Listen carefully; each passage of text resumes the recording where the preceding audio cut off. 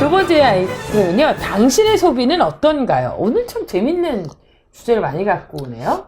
지난주, 그러니까 최근에 이 소비와 관련된 두 개의 보고서가 좀 약간 나왔는데, 약간의 차이는 좀 있긴 한데, 어쨌든 두 개의 키워드가 다 소비라서, 한번 그 얘기를 한번 해보려고 그럼 합니다. 첫 번째 보고서는 뭔가요? 하나금융경영연구소에서 보고서 제목이 국내 인구 구조 변화에 따른 소비 트렌드 변화, 이런 보고서를 냈는데, 이제 1990년 그리고 2018년 그래서 소비 지출 항목별 그 지출 비중 변화를 이렇게 보여준 거예요. 재밌네요. 그래서 근데 보면은 확실히 1990년만 해도 벌써 꽤 오래전 일이잖아요. 그렇죠. 근데 저출산, 고령화, 그다음에 이제 만혼, 요즘 뭐 비혼 이런 게 확산되면서 그래서 인구 구조가 변화하면서 소비의 추세에도 큰 영향을 미친다. 이런 거를 여기서 좀 볼 수 있는 건데. 다양한 이 변화의 어떤 변이들이 이야기가 됐죠. 그래도 가장 주된 변화는 어떤 게 있을까요? 그러니까 뭐 여러 가지 이제 뭐 이렇게 좀 비중 변화들이 이렇게 나오는데 그 중에서 눈에 띄는 것만 제가 좀 말씀드리면 일단 식료품 지출이 그 가정에서 엄청 줄어들었어요. 이게 지금 1990년하고 2018년이면 대략 한 30년이라고 잡고 그러니까 식료품 구입 비용 여기서는 그 음료수를 포함한 술 빼고 전체 소비 중에서 식료품에 지출한 금액의 비율. 그렇죠. 그래서 식료품을 구입한 비용이 전체 가구 소비 지출에서 1990년에는 26.6%를 차지하고 있었는데 2018년에는 이게 14.0%. 그러니까 절반 가까이 줄어들었고 그리고 20대, 특히 20대에서 30대 이 가구주의 이 식료품비 비중은 27.3%에서 10.5%로 가장 큰 거예요.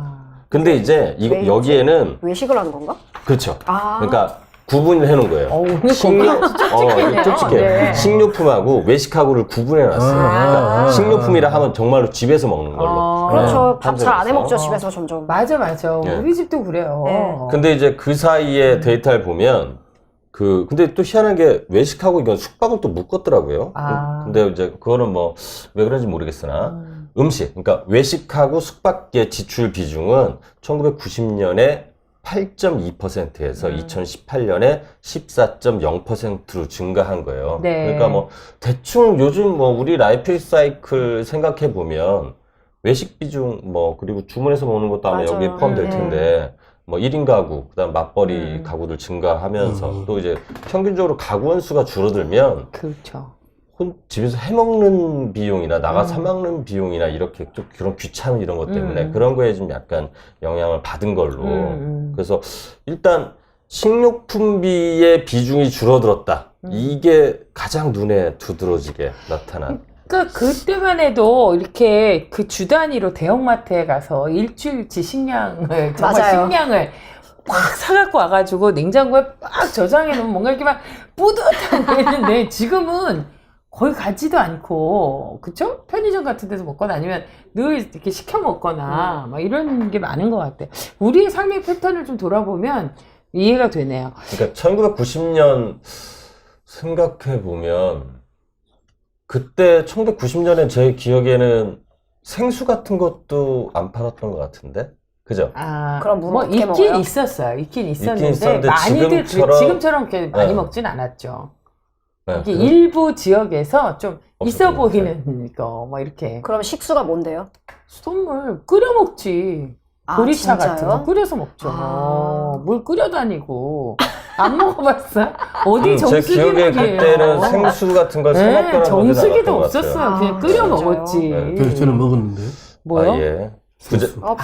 부잣집 도련님 이종필 기자 부채가 없는. 아니 그게 아니라 갑자기 또 이렇게 굉장히 그때 박탈감이 느껴지네요. 저는 그걸 먹어가지고 갑자기 그 정말 쫓아가시느라고 힘드셨겠네요. 힘들었죠. 자, 개인사 넘어가고요. 다음 분은 어떤 게 있을까요? 그 다음에 이제 사실 이제 그 뒤에 것들은 조금 그럴만하다 플러스 그 다음에 이 퍼센테이지가 그렇게 막 식료품 많고 확 줄어들거나 그러진 않는데 가령 이제 가구의 교육비 부담 이건 늘었을 것 같아요. 아니요, 이거는 근데 1990년에 8.2%에서 2009년에는 13.8%까지 상승했다가 이게 출산율하고 사실 평균 가구 원수가 네. 이렇게 줄어들면서 비중이 2018년에는 7.2%로 내려왔어요. 이거는 확실히 1인 가구의 이렇게 전체 가구를 대상으로 하기 때문에 그러니까 가구주 연령이 사실 20대나 30대 이런 경우에 1인 가구도 많고 그렇죠. 이런 데는 맞아요. 사실 가구에서 교육비가 차지하는 비중은 사실 떨어지거든요. 그렇죠. 그러니까 그래서 아마 전반적인 거를 이제 놓고서 조사를 하면은 올라갔다가 좀 떨어졌다 볼 수 있고 그다음 뭐 이제 고령화하면 60대 이상에서 의료비 부담이 늘 거라는 거는 네, 이건 당연하죠. 뭐 짐작 가능한 거잖아요. 그래서 보건 관련해선 그런 지출 비중이 90년에 6.3%에서 2018년에 7.3%로 증가하긴 했는데 그 폭이 크진 않잖아요. 네. 근데 60대 이상에서는 7.1%에서 11.3%로 어쨌든 좀 이렇게 늘어났다. 그렇군요. 그 다음에 이제 뭐 자동차 교통 관련해서 자동차 구입비하고 기름값 이런 걸 합해가지고 교통비로 했는데 이건 좀 늘었더라고요. 1990년에 전체 가구 소비 지출에서 7.9%였는데 그게 2018년에는 13.3%로 증가한 네. 거. 이거는 기름값도 포함되고 자동차 구입비도 포함되고 어쨌든 교통비 항목으로 이렇게 하니까 이거는 식생활과 주거비용 제외한 항목 중 가장 높은 비중이라고 해요. 그러니까 교통비. 그 다음 뭐 통신비 같은 경우는 이것도 마찬가지로 90년에 가구 소비 지출에서 2.2%였다가 2003년에 7.3%로 제일 높아졌대요. 그때. 그러다가 감소세로 접어들어서 2018년에는 5.3%로 약간 좀 줄어드는 추세였다고 합니다. 이게 그 식료품비나 이런 거는 이제 정말 절반 정도로 뚝 떨어진 가장 게 눈에 보이지만 확 띄는, 나머지는 대충 그래도 보면 좀 완만한 변화는 있었네요. 예. 두 번째 보고서는 어떤 특징을 갖고 있습니까? 이제 한국소비자원에서 네. 전국 성인 8,000명 대상으로 해서 소비생활 중요도를 조사한 결과를 묶어서 2019년 한국의 소비생활 지표를 발표했는데 네. 이것도 약간 큰 틀만 말씀드리면 이 조사 따르면 우리 국민이 가장 중요하다고 뽑은 소비생활 분야는 일단 여기는 묶었어요. 식품하고 외식을. 네. 식품하고 외식 21.4%. 역시 먹는 게 그다음에 중요해요. 주거와 가구 12.0%. 네. 그 다음이 좀 약간 뜻밖이긴 한데 금융과 보험 이게 11.4%. 이거는 중요하다고 이렇게 얘기한 걸 뽑으라고 한 거니까 실제로 자기의 지출 말고 어쨌든 뭐 중요하다고 생각하냐. 그렇죠. 그럼 이제 보통 이제 우리가 생각하면 왜 우리 이런 거 하면은 제일 의식주 네. 뭐 이렇게 얘기하는데 근데 보면은 입는 게 빠졌네요. 네. 먹는 거, 사는 거, 그렇죠. 자는 건데 의가 빠졌잖아요. 의가. 예, 의의가 빠졌죠. 네. 의, 입는 거. 근데 이 조사 이렇게 보면 일단은 의의가 빠졌다는 게 좀 두드러진 것처럼 보이지만 또 약간 다시 한번 보면 이 조사를 2013년부터 지금 2년마다 한 번씩 한대요. 네. 근데 그럼 2013년 조사에서는 어떻게 나왔느냐? 그러니까 가장 중요하다고 생각하는 소비생활 분야가 뭐냐? 이렇게 물었을 때 그때만 해도 식품과 외식이 40.8%였어요.